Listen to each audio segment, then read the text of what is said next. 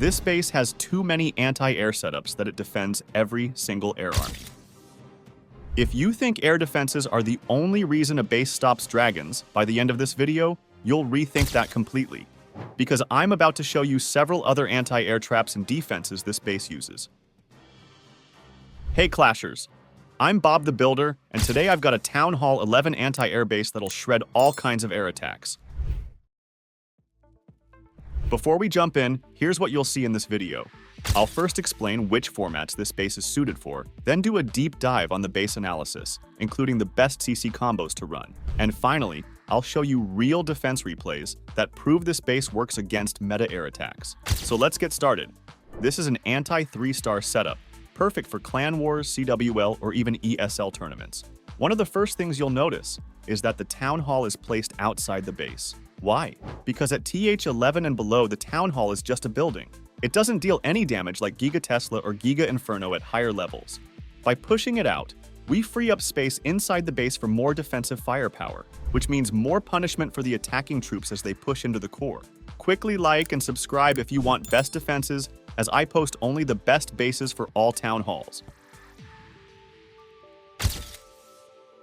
Now let's talk about the core setup. Since the Eagle is in the core, it gives more time for the Eagle to deal damage to the troops. The attacker is also forced to use Warden ability early, which means they won't have it when their army is deep in the base, facing the hardest hitting defenses. Then there's the Sweeper setup, which is crucial. It's already hard enough for dragons to reach the core, but now they're constantly being pushed back, buying even more time for the Eagle and Infernos to melt them down. Reaching the core itself is a huge task. And even if the attacker makes it there, the punishment is massive. The core is also protected by Airbow, Multi-Infernos, Minion Prince, and Archer Queen, making it even more lethal for air troops. So good luck surviving that. Now let's talk about the Giant Arrow. Every attacker will use it. And yeah, they can get 2 defenses if they're clean with it. But for anyone who thinks that's enough to triple, wait until you see the 4th replay. The attacker gets 2 defenses and also a sweeper with the Giant Arrow and still fails miserably. Because this base doesn't rely only on air defenses or sweepers to stop dragons. It uses more anti-air setups that work together. Speaking of air defenses, each one is surrounded by a 2-tile gap, which means Electro Dragons can't chain their lightning onto them. They have to target them directly, giving more time for defenses to strike.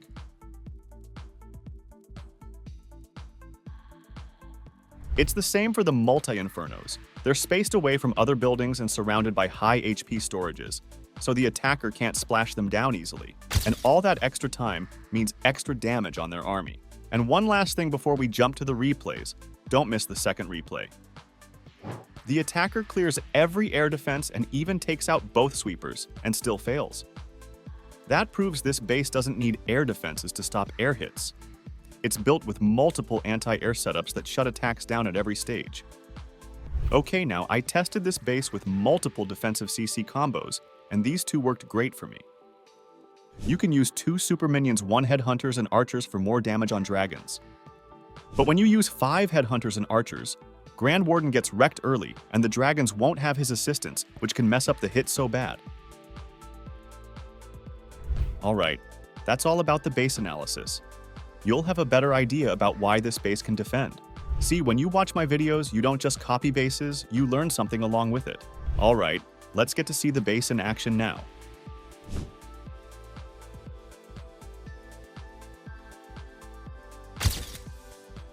First up, we've got an Electro Dragon attack.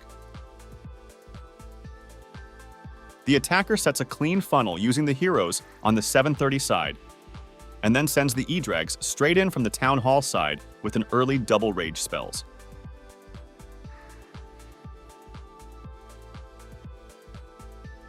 He's smart with the Warden ability, holding it until the dragons hit the core. And check this. He even uses the Stone Slammer on the opposite side to get separate value. At first, this looks like a textbook hit, but watch closely.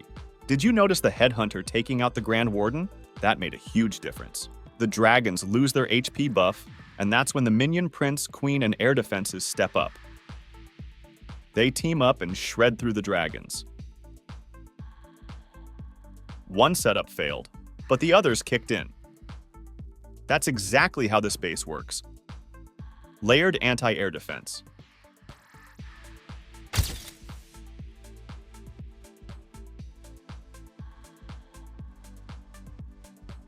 For the second hit, it's another E-Drag army. This time, the attacker uses zap spells to wipe out 3 air defenses. The Queen handles both sweepers and sets the funnel, while the Stone Slammer goes after the 4th air defense. Dragons are sent into the core, but here's the key. The hero flags on defense act as a dead zone, redirecting most of the dragons away from the middle. It looks strong at first, but then the multi-inferno setup comes in clutch. Staying alive for so long and burning through the E-Drags. The rest of the troops just barely grab some extra percentage.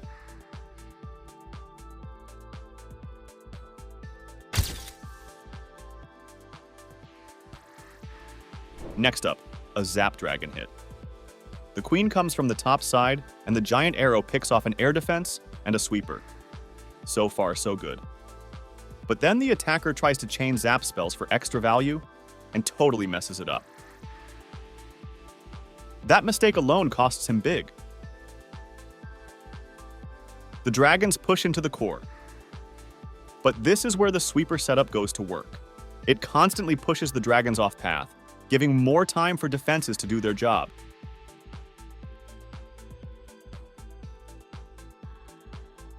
Most of the dragons never even make it to the middle. The few that do are cleaned up by the back-end setup.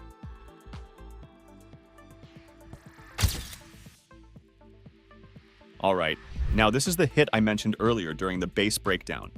It's a classic dragon attack. The giant arrow grabs 2 air defenses and a sweeper, which is honestly great value. Then the dragons push into the core and actually make decent progress.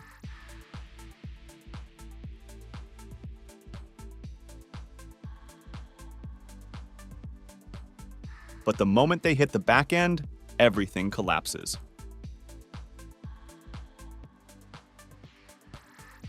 The Inferno Tower and air defense on the rear team up and destroy all the remaining dragons.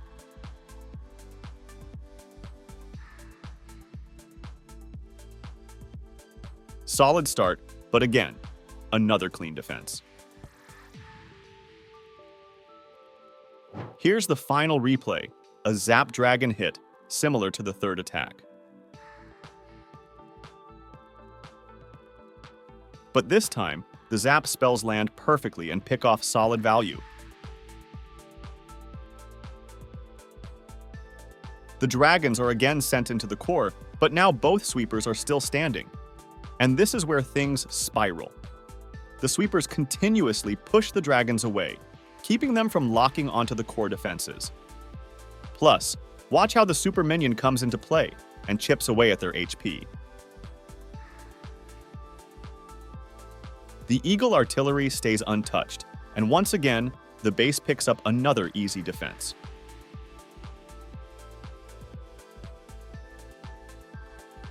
If you need the best defenses in CWL or Wars, this would be the perfect base.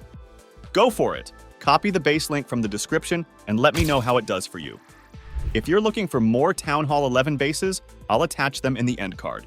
I'll see you until next time.